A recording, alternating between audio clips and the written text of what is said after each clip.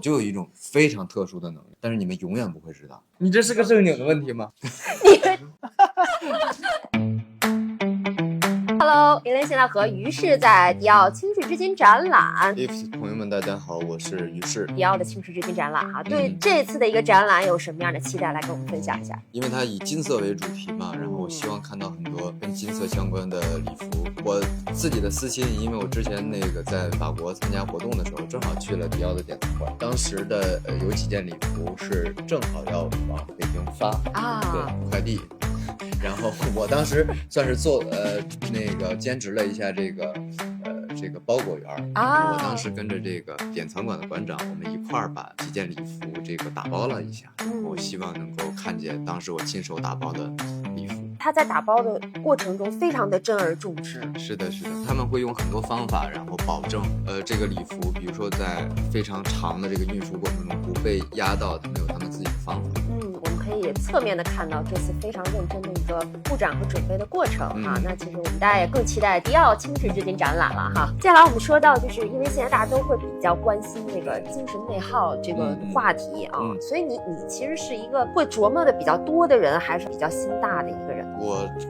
我是琢磨的比较多。对但是你跟我想象不太一样，我以为就是爱运动的男生都会稍微心大一点。我可能不是传统意义上的那种吧。就是网上不是经常说什么180体育生，什么185体育生，可能分时间段吧。小的时候可能会，比如说在训练的时候，我一心在训练，然后为的全都是篮球，那当然对其他的事情都不在乎，所以你会无所谓。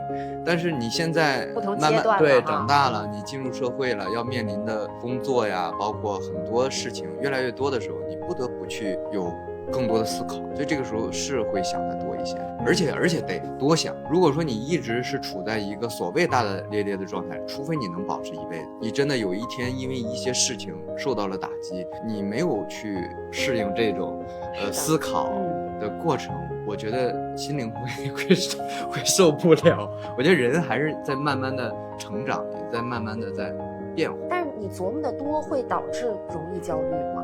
比如说自己爱思考的过程中，如果你处于那个阶段正好在中间不上不下这是我自己的观点会焦虑。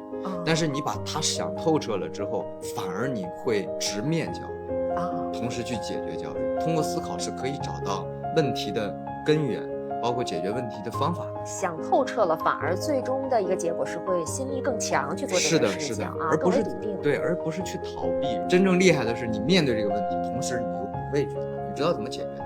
我觉得这是真正的内心强大。接下来一个问题，我非常好奇，就是你自己评价自己有没有过比较幼稚或者中二的时候？我自己其实在我看来我一点也不中二，但是我身边有很多朋友其实说我有些时候比较中二。比如什么时候呢？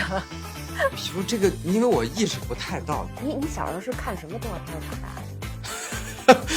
小时候看过什么动画片？你那会儿是奥特曼吗？有吗？有。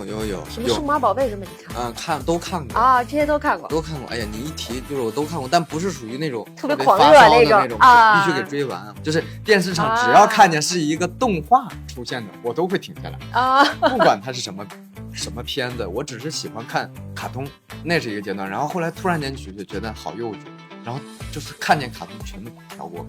那你还不是那种特别典型的幼稚或者中二？你的工作人员们为什么身边的人为什么会这么觉得？你们这么觉得他是会有幼稚时候吗？工作的时候没有。对，这样的时刻。对，你看我自己其实如果别人不提我想不起来，我可能脑洞比较大。就比如说那个蚂蚱什么的，我也不知道为什么是脑洞大，我就比较能想到这些，但我觉得蛮有意思的。你相信光吗？我相信光啊。你相信魔法吗？魔法我也相信。我觉得我好喜欢这样的心态。就像你能看见风，人类能感知到的东西太有限了，不管你的视觉、听觉、嗅觉，并不代表说这个东西好像很离谱，它就一定不存在。所以魔法没准有，没准就有了，是吧？好，我们最后一个小小的问题请于适用几个关键词就好了。我们来说出于适和尺子的2个共同点。于适和尺子，尺子。